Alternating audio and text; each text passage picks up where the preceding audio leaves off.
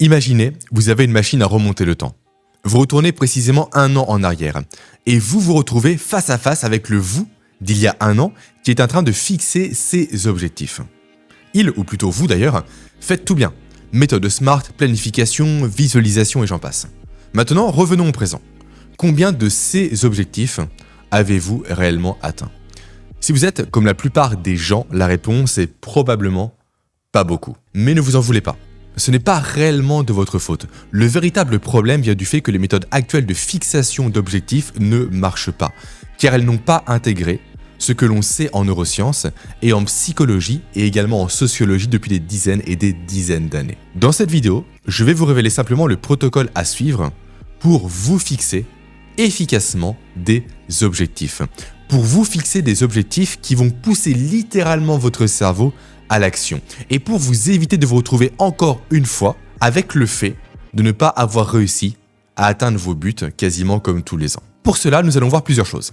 Nous allons voir déjà ce qui se passe réellement dans votre cerveau lorsque vous vous fixez un but à atteindre. Nous allons voir également le pourquoi du comment vous fixer des objectifs rationnels est la pire chose possible pour vous motiver. Et surtout, nous allons voir comment utiliser les neurosciences pour enfin atteindre vos buts plus facilement. Avant de commencer, petite mise en garde, tout ce que je vais vous dire pourrait bien remettre, je pense, en question tout ce que vous avez à l'esprit sur la fixation d'objectifs. Donc, juste soyez ouverts d'esprit. Ceci étant dit, on peut commencer. Commençons par parler de la méthode SMART. Donc, SMART pour spécifique, mesurable, atteignable, réaliste et temporel, qui est de loin la méthode de fixation d'objectifs qui est la plus connue. Et certainement même la plus populaire, je pense. Méthode que j'ai dû apprendre, il me semble, la première fois en master de ressources humaines. Eh bien, cette méthode a un problème que l'on retrouve généralement dans toutes les autres méthodes de fixation d'objectifs. Elle ne se base que sur du rationnel. Autrement dit, elle passe complètement à côté de la composante essentielle, qui est la composante émotionnelle de la motivation. Et pour que vous compreniez bien à quel point cette dimension émotionnelle est capitale, il faut que je vous parle des travaux de Daniel Kahneman. Daniel Kahneman, ce n'est pas n'importe qui. Il a notamment été prix Nobel d'économie et c'est surtout lui qui a été à l'origine de la notion des 2 systèmes de la pensée, à savoir le système 1 et le système 2. Alors ces 2 systèmes, c'est quoi précisément? Laissez-moi vous l'expliquer. Le système 1, c'est votre pilote automatique. C'est votre mode de pensée rapide, intuitif et émotionnel. C'est ce mode-là qui est actif lorsque vous prenez des décisions dites instantanées, donc des décisions souvent inconscientes, basées sur vos émotions d'une part et sur vos expériences passées d'autre part. Après, nous avons le système 2. Là, c'est davantage l'analyste interne. C'est un système qui est beaucoup plus lent, qui est beaucoup plus réfléchi et beaucoup plus rationnel. C'est lui qui rentre en jeu quand vous planifiez des choses, quand vous analysez des données et quand vous vous fixez notamment des objectifs SMART par exemple. Et c'est là le cœur même du problème avec la façon dont nous abordons les objectifs actuellement. La façon dont on les aborde va uniquement venir s'adresser à notre système 2. Plus concrètement, cela signifie que l'on fait comme si nous étions uniquement des êtres purement rationnels, des êtres capables de suivre des plans stratégiques en 52 étapes, sans poser de questions et sans jamais, au grand jamais, être influencé par nos émotions, par nos impulsions. Mais la réalité, vous le savez, elle est tout autre. Dans notre monde quotidien, dans la vie de tous les jours, c'est le système 1 qui est aux commandes. Ce n'est pas le système 2. Ainsi, vous fixez des plans purement rationnels équivaut simplement à préparer un plan de bataille très précis, très détaillé, avec le petit général qui se trouve dans votre cerveau, donc le système 2, mais qu'au moment de passer à l'action, vous vous retrouviez à laisser les commandes à un petit soldat impulsif qui n'a même pas lu le plan et qui est sous l'emprise constante de ses émotions, donc votre système 1. Ça, c'est le premier problème. Le fait que la planification uniquement rationnelle ne tient pas face à la spontanéité innée du système 1. Ensuite, second problème, et ça de récentes études en psychologie l'ont prouvé, c'est le fait qu'ignorer la dimension émotionnelle d'un objectif réduit la chance même de passer simplement à l'action. Autrement dit, si votre système 1 n'est pas emballé par votre objectif, donc convaincu émotionnellement, vous pouvez être sûr que vous allez procrastiner, peu importe à quel point votre objectif est SMART. Alors, au regard de tout ça, que devez-vous faire ? Simplement, vous devez intégrer intelligemment votre système 1 dans votre processus de fixation des objectifs. Vous devez vous forcer à créer des objectifs qui résonnent émotionnellement avec vous. Des objectifs qui vont venir vous exciter, qui vont venir vous motiver quasiment viscéralement parlant, afin de parler à votre général, d'une part, ainsi qu'à votre soldat surexcité. Mais ça, bien évidemment, vous devez le faire intelligemment. Vous devez le faire stratégiquement et efficacement, sous peine que malgré ça, vos objectifs ne soient pas suffisamment motivants sur la durée pour que votre cerveau vous force à maintenir les efforts nécessaires pour les atteindre. Avant de vous donner le protocole à suivre pour bien faire les choses, faisons un détour rapide sur ce qui se passe dans votre cerveau quand vous devez atteindre ou vous fixer un objectif. Et à partir de là, on va déduire le protocole dont j'ai parlé précédemment. Ok, on va parler de 4 zones principales, à savoir votre cortex préfrontal, votre système limbique, votre amygdale et votre cortex orbitofrontal. Commençons par le cortex préfrontal et par son rôle dans la fixation des objectifs. Le cortex préfrontal, il faut que vous le voyez, que vous le perceviez en quelque sorte, comme le grand stratège de votre cerveau. C'est lui qui va gérer tout ce qu'on appelle les fonctions exécutives, donc tout ce qui est anticipation, planification à long terme. Typiquement, imaginons que vous fixiez un objectif de perte de poids, eh bien c'est votre cortex préfrontal qui va planifier vos repas, planifier vos séances de sport et j'en passe, tout en anticipant pour information également tout ce qui est obstacle potentiel.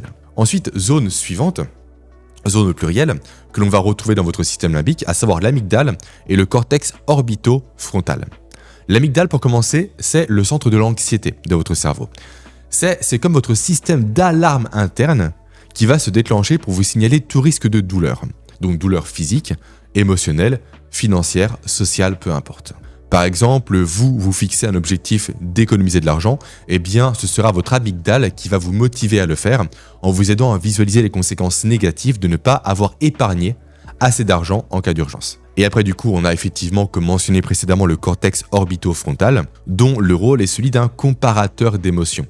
C'est lui qui va venir relier vos émotions, vos ressentis à votre état interne et à votre progression vers l'atteinte de votre but. Autrement dit, pour faire plus simple, il a un rôle de comparateur. Il compare vos émotions actuelles avec celles que vous avez anticipées lors de l'atteinte de votre objectif. Ce qui est un élément clé, notamment pour maintenir votre motivation dans la durée. Et enfin, dernière zone, votre striatum, qui est la zone du go-no-go. Donc, go, j'y vais, ou no-go, je n'y vais pas. C'est une zone qui vient directement orchestrer tout le processus d'action et d'inaction, pour faire simple.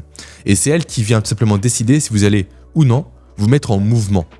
Et plus vous allez progresser simplement vers votre objectif, plus votre striatum va libérer de la dopamine pour renforcer la mise en mouvement, pour renforcer la motivation et le plaisir à avancer vers l'atteinte de votre but. Voilà pour le tour des circuits qui rentrent en jeu quand on parle de fixation d'objectifs. Si je vous parle de tout ça, c'est pas tant pour étaler mes connaissances scientifiques, peu importe, mais c'est pour que vous puissiez comprendre en fait simplement le pourquoi du comment je vous propose le protocole que je vais vous proposer. En effet, au regard de tout ça, tout ce que je vais vous partager à partir de maintenant va faire davantage sens pour votre cerveau. Typiquement, maintenant que vous connaissez le rôle de l'amygdale dans la fixation des objectifs, vous allez comprendre plus facilement l'intérêt de rechercher à créer une source de motivation basée sur l'évitement de la douleur. Exemple parmi tant d'autres. Également, autre exemple, maintenant que vous connaissez le rôle du cortex préfrontal orbital, vous comprenez maintenant pourquoi il est stratégiquement très intéressant pour maintenir la motivation dans la durée, de visualiser régulièrement la satisfaction émotionnelle que vous allez ressentir une fois l'objectif atteint. En résumé, pour faire simple, ce que je vous propose, c'est une approche davantage neuroscientifique de la fixation des objectifs. Une approche qui va dépasser donc les limites des méthodes traditionnelles, telles que la méthode SMART, en intégrant encore une fois les dimensions émotionnelles et motivationnelles dans la fixation de vos objectifs. Deux dimensions nécessaires pour placer votre cerveau dans le mouvement. Maintenant qu'on a vu les bases théoriques, passons réellement au concret et voyons le protocole dont je vous ai parlé précédemment. Ce protocole passe par plusieurs étapes. Première étape, le fait d'activer votre amygdale pour stimuler une motivation qui va durer dans le temps. Alors rappelez-vous, votre amygdale, c'est simplement le système d'alarme de votre cerveau. Pour stimuler efficacement cette zone-là, je vous invite simplement à prendre une feuille de papier, à la diviser en deux. Dans la première colonne, vous allez noter simplement votre objectif. Puis, dans la seconde, vous allez lister au moins 5 conséquences négatives qui vont découler de la non-atteinte de cet objectif en question. En effet, beaucoup trop souvent, on se limite à la visualisation positive, à ce que je vais obtenir quand j'aurai atteint tel ou tel but. Mais on ne fait jamais le travail de stimuler l'amygdale en visualisant le négatif. Donc faites ce travail-là. Et chaque matin, lisez cette liste.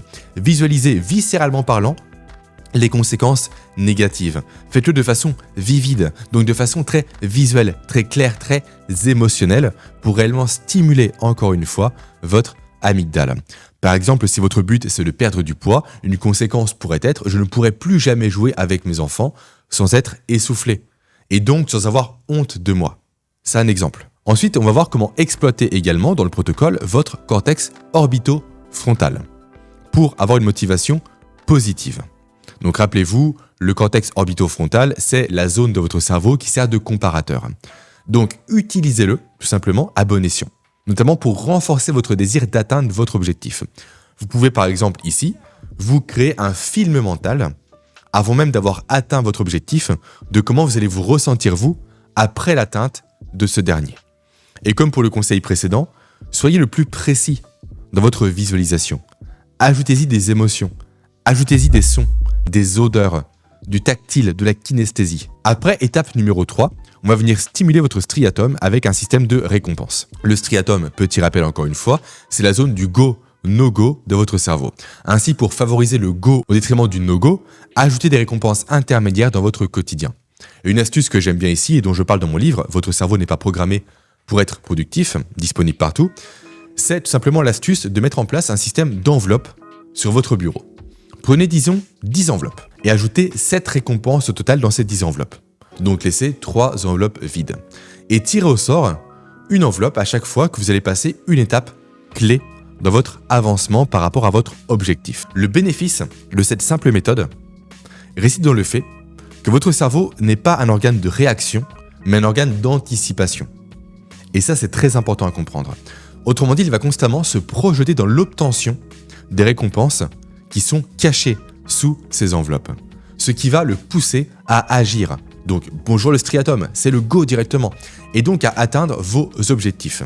Et de surcroît, avec cette notion de hasard, déjà je ne connais pas la récompense que je vais avoir et je ne sais même pas si je vais avoir une récompense, on vient accentuer directement un levier qui est le levier de l'incertitude, qui est un puissant facteur dopaminergique, donc source de production de dopamine. Après astuce numéro 4, plutôt étape davantage qu'astuce, le fait de stimuler le cortex préfrontal. Donc le cortex préfrontal étant encore une fois le siège de la stratégie et de la planification. Pour l'activer, c'est très simple, soyez juste organisé. Créez-vous un plan d'action détaillé pour vos 4 prochaines semaines. Pour chaque semaine, identifiez au moins 3 obstacles potentiels. Pour chaque obstacle, prévoyez au moins 2 solutions, 2 stratégies pour les contourner. Et révisez et ajustez ce plan chaque dimanche soir durant 15 minutes. Et utilisez aussi, petit conseil supplémentaire, un agenda pour vous organiser au mieux, pour réellement optimiser la gestion de votre temps.